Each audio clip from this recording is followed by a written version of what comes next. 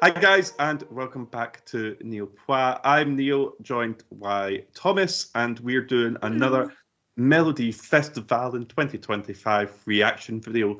This might be probably the most requested video we've ever done. In the space of the last hour, we've just had comments going, please do this, please do this, please do this. So we've changed up our schedule. We're doing this first instead of everything else we had planned. It is Måns Zelmerlöw with Revolution. Before we get into the performance and the reaction, do remember you can subscribe to the channel, like this video, and ring the notification bell. That will tell you every time that we upload a new video. And it really does help us out because we've been begging you to subscribe, and we're so close to that magic 500 we've been looking for. Thank you so much. Keep it up. And we love doing this. We might actually get to 500 by the end of this recording. Who knows? It's been going fast today. Who knows? Who knows indeed. Anyway, Måns Zelmerlöw, who has won Eurovision, of course, in 2015, is hoping to do a Loreen and win Melodifestivalen once again and to potentially take on Eurovision. Now, if the bookies are right, he's currently well placed to do that, but we don't know what's going to happen. It's only March. Anything can happen. It's not even March yet. That's how much anything can happen. But he's back with the song Revolution. We're going to take a look and see what we think. Thomas, just before we start, can I ask, have you actually listened to this yet? I have not. No. Ooh, okay. So Thomas is going in blind. I watched Melodifestivalen, and so I have seen it. Okay. But I'll leave my reaction till after. This is Måns Zelmerlöw. The sun is coming up again, new dawn for remembering we need to see this. It's immediately got a very similar vibe to Heroes.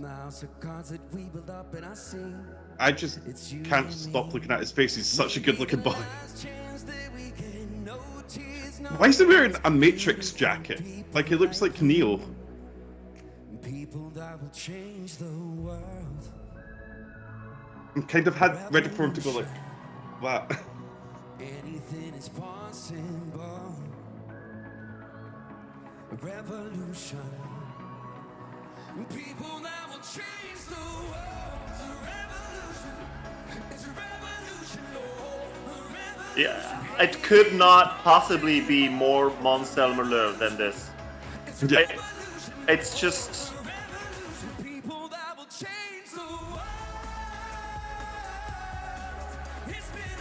I know it's sort of needed with this type of song, but it's very back and vocal heavy at the chorus, isn't it? Yeah.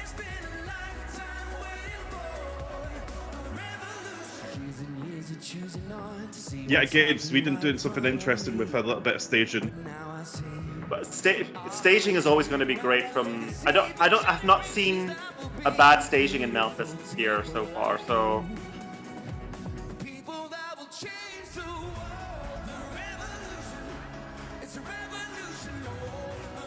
He's very charismatic. Like, yeah, there's just a charm that oozes off of him. Ooh, confetti. Oh, I'm liking this camera angle. I didn't notice this last time.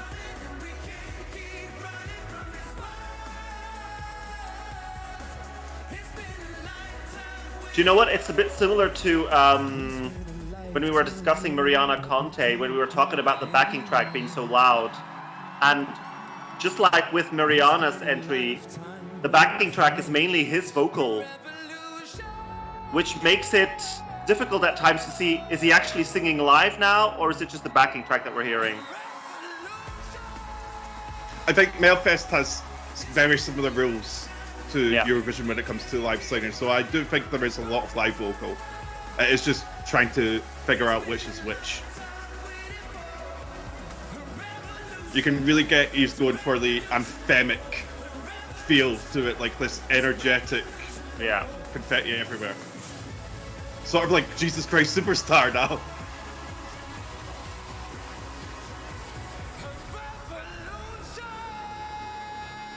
Woo. Okay. Okay, so that was Måns Zelmerlöw. Obviously, Thomas, that was your first time hearing it. Tell us, what did you think? I'm slightly annoyed Because you like it? Yeah. I kind of told myself I don't want to like it. I don't want to like it, but it's good. That's good. I was hearing a lot about people saying it was dated. I can sort of see where they're coming from. But I think that's more to do with the fact that it does sound very similar to Heroes, and not per se that the song itself is actually dated. I think you could still hear this on the radio today. I don't think anyone would really feel like, oh, this is very much a 2010 song. I think it's just, like I said, it just really sounds a lot like his 2015 entry. So maybe that's why people feel that way. I will say I agree with him on one thing. When he was interviewed before the start of Melfest, he said it's better than Heroes. I agree. I think it's better than Heroes. I never really got the hype for Heroes, even with the staging, which was quite cute and fun with that little guy behind him. But it never really did much for me. This one has more of an anthemic feel, I suppose. Yeah, it's just vocally very, very good. The last notes when he did his long big note, that was very strong. But we know we know he's a good singer. He, like you said, he's very charismatic. It just feels, and I'm slightly annoyed because I have a different favorite, and I can just sort of feel like it's all over, and I just sort of feel like I can't really see a path where this doesn't win Melfest. I don't know about Eurovision. I don't know if people are still that into Måns Zelmerlöw that they'll still vote for him as Master. I don't think, if I remember correctly, I don't think he won the televote in 2015. I think Italy won the televote in 2015. If I'm not, I'd have to look it up, but I think he came second with the televoting. Maybe you can look that up in the meantime. Yeah, I'll take a look. So in that sense, I don't know if he has what it takes to win Eurovision again, but it's definitely going to be up there. It's definitely going to be a contender, and this is, this is jury bait if ever I've seen jury bait. It's just it's textbook Eurovision. Yeah, so you're correct. Måns came third only in the televote. Russia in front, Italy in the lead. But again, there's very convincing lead in those jury points. 363 points went to Sweden in the jury, and the next top was 249 points to Latvia. So over 100 points more than the nearest country. Could that happen again? I could see it potentially happening again, but it depends on the caliber of songs we are getting. And we are getting some very strange songs, some very fun songs, some songs that are quite indie-like. We're getting a lot of variations, so it depends sort of who's on the jury, what they're directed to look at, that sort of thing. I think we've said this a lot of times, but this year could go anyway, because it is. I don't think at any point there's been a clear this song is going to win. Like even when some of the favourites so far that we have came out, no one's really gone, oh, there we go, that's a winner. I think we had that with Switzerland when the code came out, that people were like, this could win. Like, but I think with Switzerland it took a while. Because I remember like on like polls and the scoreboard app and anywhere you looked, it took a while, the odds as well, for Switzerland to climb to that first place. I think towards the end, it was quite clear that Switzerland was probably going to take it, but it took people a while. I feel like this one, Heroes, is a lot more sorry, you see, this is how similar they are. Revolution is definitely more instant and definitely more accessible than than Nemo's entry. And let's not forget that Nemo only came 5th with the televote. Yes, of course. Yes. This year, they didn't win the televote. They massively won the jury. But I feel like that's something that we've seen a couple of times in a row now at Eurovision, where either in the televote or the jury vote, or even both, you have one massive favorite, one massive winner, and then a second place that comes so far behind. We had it in 2023, Loreen landsliding the jury vote, and then Karia landsliding the televote, with both of them, coming second or third with over 100 points difference. So that's quite a big lead. Last year, I don't remember exactly how big the difference was between Nemo and, was it Ukraine that was second after the jury, or was it? I'm starting to remember, or was it Croatia even? The split screen was Croatia. Yeah, but I mean, like after the jury vote, just the juries. You've got a laptop in front of you as well. You could also. Yeah, but you're already typing, so. Did it? Yeah. Anyway, it doesn't matter. But what do you want to know? The jury. What was the jury result? So Switzerland won. Oh, Switzerland 365, France 218. You see, but that's still 150 something points difference between number 1 and number 2. So that's a massive, and I think we've seen that again and again. So in that sense, if this were to win Memphis, which, like I said, I think it probably will. And if it does, can I see that happening again for Sweden, where they win the jury vote with a landslide? I could, because there's really, whether you like this type of song or not, there's really nothing that you can fault it for. It's fantastically staged. It's catchy. It's instant. He's charismatic. The vocal is good. What can you say that's bad about it, apart from, it's Måns Zelmerlöw. Yeah, So here's the thing. I'm not going to get into Måns Zelmerlöw slander, because I feel like there has been a lot of people within the fandom who are just like, Måns, don't come back. I feel like because he was involved with Eurovision hosting it straight after, and he's done things here and there, people have this sort of like resistance to him. They like push him away and like push him down a little bit.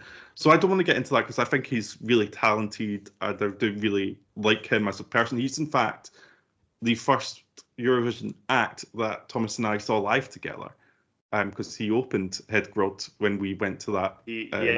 That's true. 2023. So he's technically we saw Kaino a little before. We saw a glimpse of Kaino to a little bit outside. They were right in front. I mean, there were a couple of people in front of us, but yeah, he did open Hedgrod Song Festival. And we vibed with his performance there. Yeah. He's such a performer. He's so charismatic. On Saturday night, this song didn't do anything for me massively. There's something about it. I can tell that it's meant to be anthemic, but there's just something that feels quite flat to me.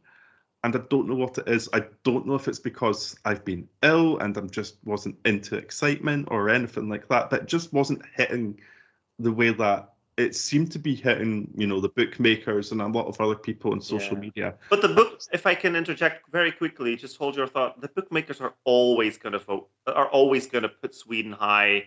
As soon as they have a half a decent song, bookmakers are going to vote on Sweden. And let's not forget that these bookmakers, it's not like those are music professionals. They are just people and it's like us that want to spend some money on. Yeah, and it's a safe bet that Sweden is going to do well. That's a safe bet. So, but anyway, what I was saying was I just wasn't getting the same feel that I felt everyone else was. I didn't get the same draw that I did when Greshula performed last week, when Clara performed the week before, John the week before. I just sort of felt like really like engrossed by them. I didn't get this with that. And the station's great, although I can't stop thinking about the tweet or post from Debbie on Blue Sky, where it just looks like he's looking for like clitoris. Put the photo up here somewhere because it's fantastic. Melodifestivalen official liked that post as well. That is hilarious. So there is fun to be had, but I want to like it, and I also want to not like it, but I'm just sort of on the fence with it at the moment, if that makes sense. I've got a feeling if Yeah. this does win Melfest, I've got a feeling it will definitely grow on me as I hear it more, all the rest of it. But initial reaction was a bit bland for me. Like, it just didn't hit. I'm not saying the song's bland, it just was bland to me. It just didn't hit. Here's the thing, is that maybe also slightly because of the fact that we both have different favorites already. Like, I know that we both love Gracefula. You love Clara as well, which you were super excited about. You listened to that song nonstop, I think. On and on. So, good one. So, is that maybe also one of the reasons why you're quicker to say, oh, you know what, Måns' song is not... And also, there's this other thing where I just feel like, because why are people being so negative towards Måns? I think it might also... Yeah, but then there's not really a big reason for being against. It's not like Måns Zelmerlöw is the only Eurovision act that keeps coming back and back and back. We've seen Verka 100,000 times at Eurovision. We've seen Eleni Ferreira returning. She returned last year. I have a sneaky feeling we can probably expect to see Chanel returning a couple of times as well. If not for an interval like that, maybe she'll do Benidorm Fest again. Who knows? But there's others. Conchita is always coming back. So why aren't people tired of seeing them when they've been in the contest for just as long and been appearing just as much? Is it maybe, and this is my view, right? Is it maybe to do with the fact that not only is it Måns Zelmerlöw returning, but it's also Sweden again, coming up with something that could potentially win Eurovision? And are people just a little bit sick and tired of seeing Sweden win? I think there's definitely a level of annoyance there that people are kind of like, oh, just let someone else win. Do you know what I mean? Like, even though we all love when they host it because we know that the show is going to be fantastic, but even I slightly feel like, oh, but I kind of just want to see someone else win for a change. We've just been to Sweden.